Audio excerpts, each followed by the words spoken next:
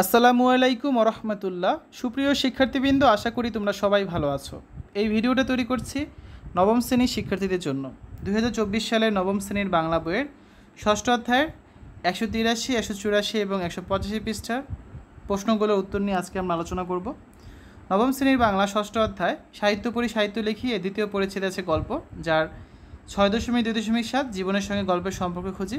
এই টপিকটা হচ্ছে আমাদের আজকের আলোচনার বিষয়। তোমরা যারা এখনও অন্যান্য বিষয়ের ভিডিওগুলো দেখোনি তারা আমাদের চ্যানেলের প্লেলিস্ট অপশন থেকে ঘুরে আসতে পারো। সেখানে তোমরা নবম শ্রেণীর বাংলা, ইংরেজি, গণিত, বিজ্ঞান, ডিজিটাল প্রযুক্তি, স্বাস্থ্য সুরক্ষা, জীবন ও জীবিকা, ইসলাম শিক্ষা, শিল্প ও সংস্কৃতি এবং ইতিহাস ও সামাজিক বিজ্ঞান প্রতিটা বিষয়ের জন্য আলাদা আলাদা করে প্লেলিস্ট পেয়ে যাচ্ছ। এখান থেকে তোমাদের যে বিষয়ের ভিডিও দরকার খুব সহজেই তোমরা দেখে নিতে পারবে। 6.2.7 জীবনের সাথে গল্পের সম্পর্ক খুঁজি।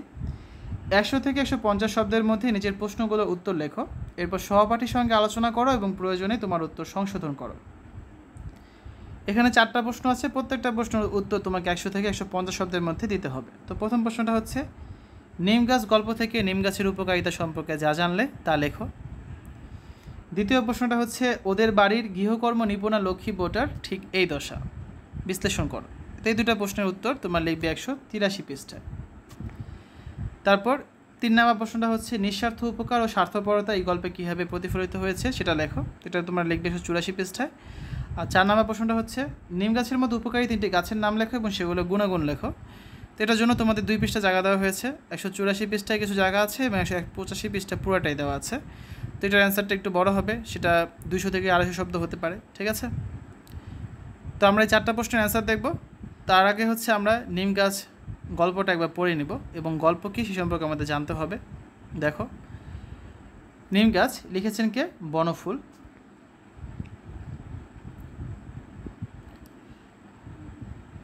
কেউ ছালটা ছাড়িয়ে নিয়ে সিদ্ধ করছে, পাতাগুলো ছিঁড়ে শিলে পিষছে, কেউ বা ভাজছে গরম তেলে, খোস দাঁত হাজা চুলকানিতে লাগাবে, চর্মরোগের অব্যর্থ মহৌষধ।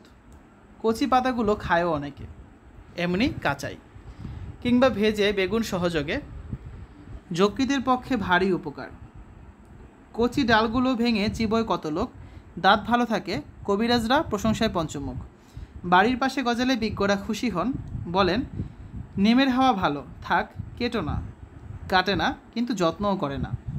আবর্জনা জমে এসে চারদিকে, শান দিয়ে বাঁধিয়েও দেয় কেউ, সে আরেক আবর্জনা।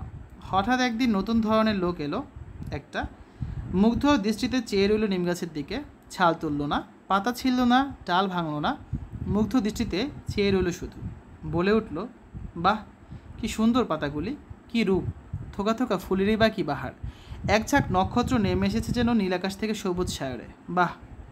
খানিকক্ষণ চেয়ে থেকে চলে গেল, কবিরাজ নয় কবি। নিম গাছটার ইচ্ছে করতে লাগলো লোকটার সঙ্গে চলে যায়, কিন্তু সে পারল না। মাটির ভিতরে শিকড় অনেক দূরে চলে গেছে। বাড়ির পিছনে আবর্জনার স্তূপের মধ্যেই দাঁড়িয়ে রইল সে। ওদের বাড়ির গৃহকর্ম নিপুণা লক্ষ্মী বোটার ঠিক এই দশা। এই হচ্ছে নিম গাছ গল্পটা। তো এখন এই গল্পের আলোকে আমরা প্রশ্নগুলোর উত্তর দেখব। আমাদের প্রথম প্রশ্নটা হচ্ছে, নিম গাছ গল্প থেকে নিম গাছের উপকারিতা সম্পর্কে যা জানলে তা লেখো। নিম গাছ গল্পে নিম গাছের বিভিন্ন উপকারী দিকগুলো তুলে ধরা হয়েছে। উপকারী বলে নিম গাছের বিভিন্ন অংশের মধ্যে কেউ ছাল সিদ্ধ করে, কেউ পাতা ছিঁড়ে পিষে, কেউ বা গরম তেলে ভাজে। এভাবেই নিম গাছের বিভিন্ন অংশ বিভিন্নভাবে মানুষ বিভিন্ন রোগের চিকিৎসায় ব্যবহার করে থাকে। খোস, দাঁত, হাজা প্রভৃতি চর্মরোগের অব্যর্থ মহৌষধ হিসেবে কাজ করে নিম গাছের বিভিন্ন অংশ। আবার নিম গাছের কচি পাতা চিবিয়ে কাঁচা অথবা ভেজে বেগুনের সাথে খেলে যকৃতের পক্ষে অনেক উপকারী ওষুধ হিসেবেও সেটা কাজ করে। কচি ডালগুলো দাঁতে চিবোলে দাঁত অনেক ভালো থাকে। আর নিম গাছের হাওয়া শরীরের জন্য অনেক উপকারী। নিম গাছের ফুলের সৌন্দর্যে মানুষ মুগ্ধ হয়। নিম গাছের এই উপকারিতাগুলোই নিম গাছ গল্প থেকে জানা যায়। দ্বিতীয় প্রশ্নটা হচ্ছে, ওদের বাড়ির গৃহকর্ম নিপুণা লক্ষ্মী বোটার ঠিক এই দশা, বিশ্লেষণ করো। নিম গাছ গল্পে লেখক অত্যন্ত সুকৌশলে উপকারী নিম গাছের প্রতি মানুষের অবহেলার সঙ্গে এই গল্পের গৃহকর্ম নিপুণ এক লক্ষ্মী বউকে সবার সব কাজে ব্যবহার এবং বিনিময়ে তার প্রতি অবহেলা অনাদরের বিষয়টি রূপকভাবে তুলে ধরেছেন। নিম গাছ অনেক দিক দিয়ে মানুষের উপকারে আসে, সেজন্য মানুষের ছাল ছাড়িয়ে সিদ্ধ করে, পাতা ছিঁড়ে ডাল ভাঙে, এগুলো দ্বারা তাদের প্রয়োজনে ব্যবহার করে ঠিকই, যে গাছটা তাদের এত উপকার করে সে গাছের প্রতি তাদের কোনো যত্ন নেই, বরং আছে কেবল অবহেলা। নিম গাছটি কবির সঙ্গে যেতে চাইলেও শিকড় উপরে সে যেতে পারে না, কারণ তার শিকড় অনেক গভীরে গ্রথিত। এই নিম গাছের রূপকে লেখক গৃহকর্ম নিপুণা গৃহবধূর মনোবেদনা তুলে ধরেছেন। গৃহবধূ দিনরাত অক্লান্ত পরিশ্রম করে পরিবারের সকল দায়িত্ব পালন করে নিজের শরীরের প্রতি যত্ন নেওয়ার সুযোগ আর পায় না। বিনিময়ে সে পরিবার থেকে পায় অবহেলা, অনাদর। নিম গাছের মতো সে এই সংসার ছেড়ে যেতেও পারে না, কারণ সমাজের নানা সংস্কার নিম গাছের শিকড়ের মতোই অনেক গভীরে চলে গেছে, যা উৎপাটন করা তার পক্ষে সম্ভব হচ্ছে না। এই বিষয়গুলো বোঝানোর জন্যই লেখক প্রশ্নোক্ত মন্তব্যটি করেছেন। এটা হবে উদ্ঘাটন। ঠিক আছে। ঘ 3 নম্বর প্রশ্নটা হচ্ছে নিঃস্বার্থ উপকার ও স্বার্থপরতা এই গল্পে কীভাবে প্রতিফলিত হয়েছে সেটা লেখো। নিম গাছ গল্পটি একটি রূপক গল্প। এখানে নিম গাছের রূপকে গৃহবধূর মাধ্যমে প্রকাশিত হয়েছে। এই গল্পে নিম গাছ অনেক দিক দিয়ে মানুষের উপকারে লেগেছে।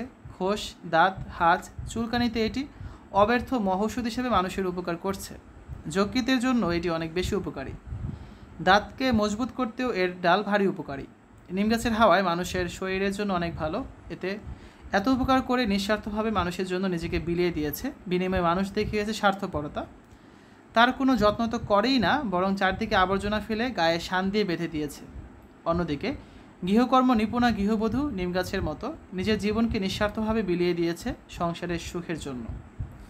কিন্তু পরিবারের মানুষগুলো তাকে ভালোবাসে না, কোনো যত্ন নেয় না, তার কোনো খোঁজখবর নেয় না, তাকে অনেক কষ্ট দেয়, তাকে নানাভাবে হেয় প্রতিপন্ন করে, যা মানুষের স্বার্থপরতার দিকটিকে এক্ষেত্রে নির্দেশ করে। 4 নম্বর প্রশ্নটা নিম গাছের মতো উপকারী 3টি গাছের নাম লেখো এবং সেগুলোর গুণাগুণ লেখো। নিম গাছের মতো উপকারী 3টি গাছ হচ্ছে তুলসী গাছ, পুদিনা গাছ এবং অর্জুন গাছ। নিচে এগুলো গুণাগুণ উল্লেখ করা হচ্ছে। প্রথমে দেখব তুলসী গাছের গুণাগুণ। সর্দি, কাশি, ঠান্ডা প্রভৃতি রোগের চিকিৎসায় তুলসী গাছের পাতা, রস ও বীজ ব্যবহৃত হয়। হেপাটাইটিস ও পাকস্থলীর ক্যান্সারের চিকিৎসায় এই গাছ ব্যবহৃত হয়। দাঁতের ক্ষয়, দাঁতে ব্যথা, কানের সংক্রমণ ও ব্যথায় এই গাছ ব্যবহৃত হয়। কোষ্ঠকাঠিন্য, বাত, হাঁপানির চিকিৎসায়ও তুলসী গুরুত্বপূর্ণ ভূমিকা পালন করে। তুলসী ও গোলমরিচের মিশ্রণ ম্যালেরিয়া রোগের প্রতিষেধক হিসেবে কাজ করে। তারপর দেখব পুদিনা গাছ নিয়ে। বদহজমের চিকিৎসায় পুদিনা পাতা ব্যবহৃত হয়। চর্বি কমাতে এই গাছ সাহায্য করে। এই গাছ পিত্তরস নিয়ন্ত্রণে রেখে পিত্তপাথর তৈরিতে বাধা দেয়। কফ প্রশমনে এই গাছের পাতা সহায়তা করে। পাকস্থলীর প্রদাহ, বুক ব্যথা, চর্মরোগ, ক্ষুধামন্দা ইত্যাদি চিকিৎসায় এই গাছ ব্যবহৃত হয়। এরপর আছে অর্জুন গাছ। উচ্চ রক্তচাপ নিয়ন্ত্রণে রাখতে অর্জুন গাছ সাহায্য করে। অর্জুন গাছ মেদ দূর করতে সাহায্য করে। চুলকে শক্তিশালী করতে অর্জুন গাছ ভালো কাজ করে। এই গাছ কাশির চিকিৎসায় ব্যবহৃত হয়। সুগার কমাতে অর্জুন গাছ সাহায্য করে এবং অর্জুন গাছ হৃদরোগের ঝুঁকি কমায়। তো এই ছিল আজকে আলোচনা। এর পরবর্তী ক্লাসে আমরা 6.2.8 গল্প লিখি ও যাচাই করি এই বিষয়টা নিয়ে বিস্তারিত আলোচনা করব। তো শিক্ষার্থীরা, এতক্ষণ তোমরা দেখলে নবম শ্রেণীর বাংলা 6ষ্ঠ অধ্যায় সাহিত্য পড়ি ও সাহিত্য লিখি 183, 184 এবং 185 পৃষ্ঠার সমাধান। আশা করি ভিডিওটা তোমাদের কাছে ভালো লেগেছে। আজ এখানে বিদায় নিচ্ছি। সবাই ভালো থাকবে। আল্লাহ হাফেজ।